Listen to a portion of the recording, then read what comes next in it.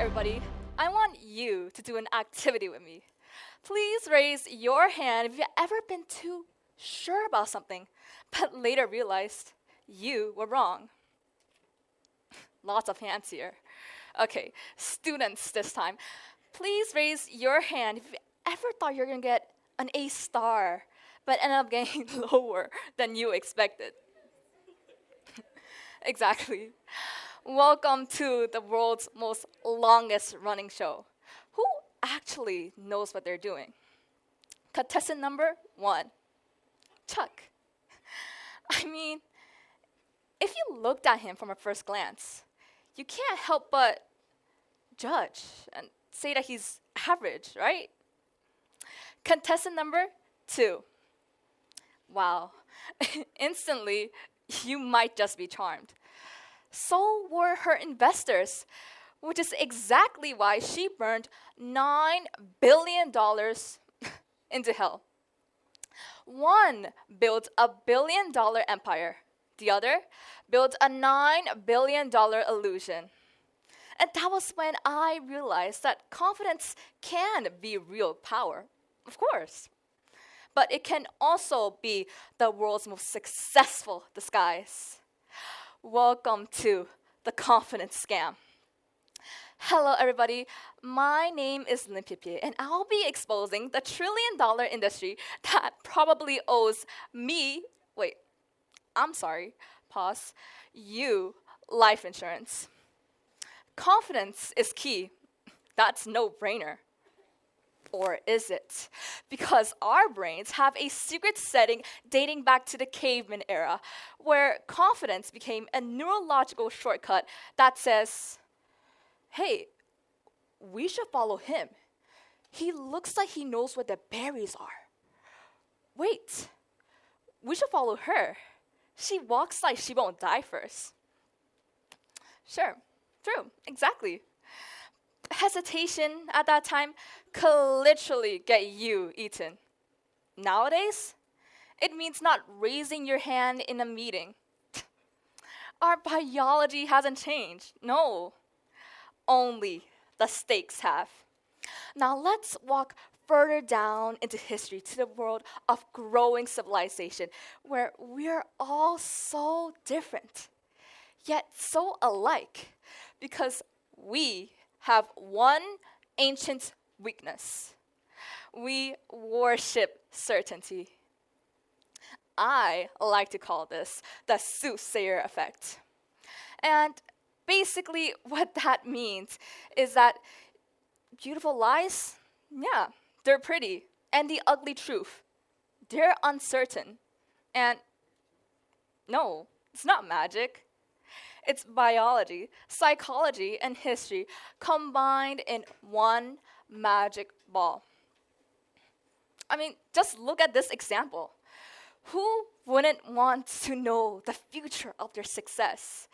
If you knew you have done it, then hooray, wow.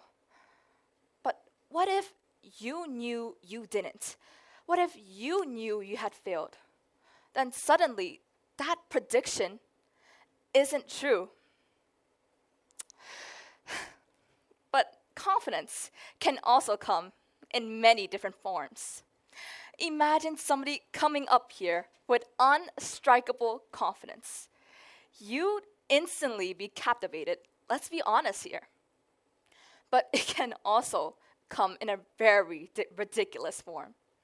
Imagine seeing a fact on your social media page that's so stupid, you roll your eyes. But wait a moment. It caught your attention, right? Overconfident liars can also be charismatic, which is why they can also hack into your biology without even trying. Back then, a voice of certainty might have just saved a life. Nowadays, it might just sell you a psychic reading. Wait, what do I mean by that? Here's the truth. Psychic readers might be liars. Whoa, I know. Which is why I'm going to make the rest of you all fortune tellers. They use a simple effect called the Burnham effect. Basically, what that means is a general vague statement that feels so personal, yet it applies to everybody. Here's an example. You have untapped potential.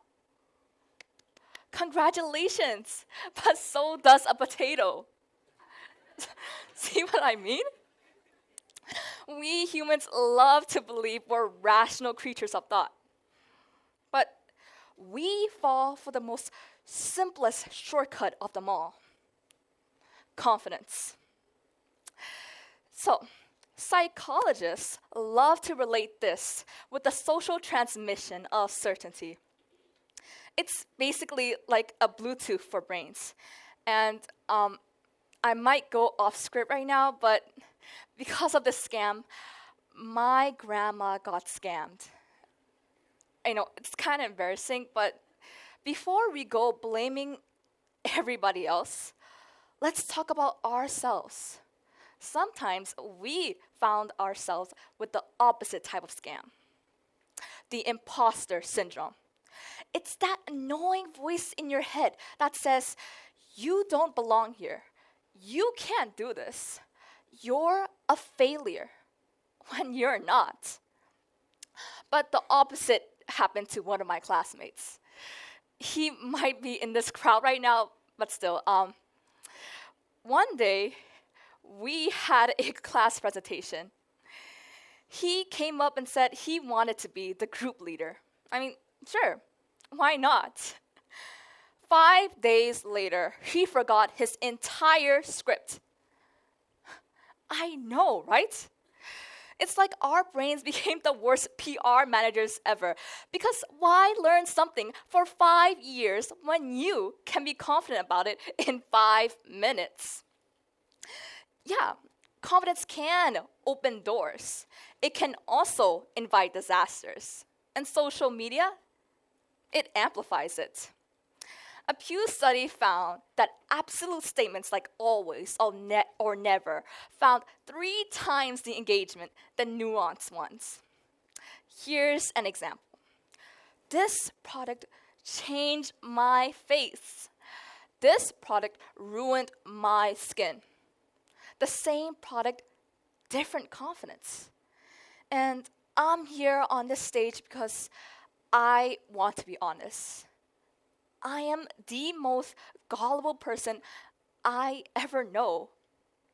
I'm here talking to an audience full of people of my own weakness.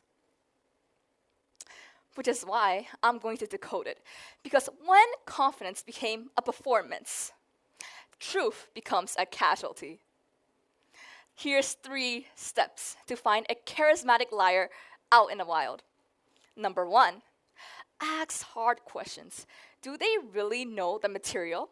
Number 2, check the facts. And number 3, check the longevity. How long can they last with their lie? These foolproof methods can help you find a liar out in the wild. But here's the thing.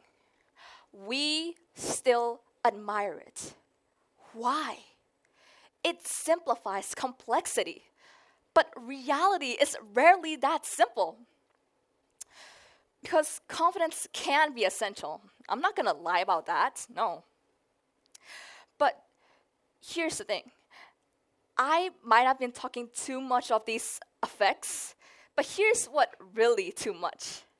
Too much confidence without competence, you're a disaster. Too much competence without confidence, you're a ghost.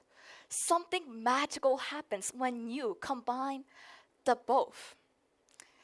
Okay, let me end this quickly, all right? I know everybody wants to go home. Here's homework for today. Please think of something you're really good at and how you're going to express it confidently.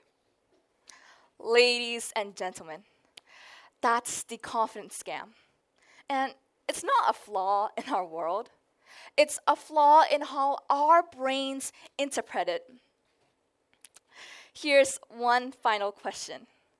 Did I persuade you because I was being confident or competent? Thank you.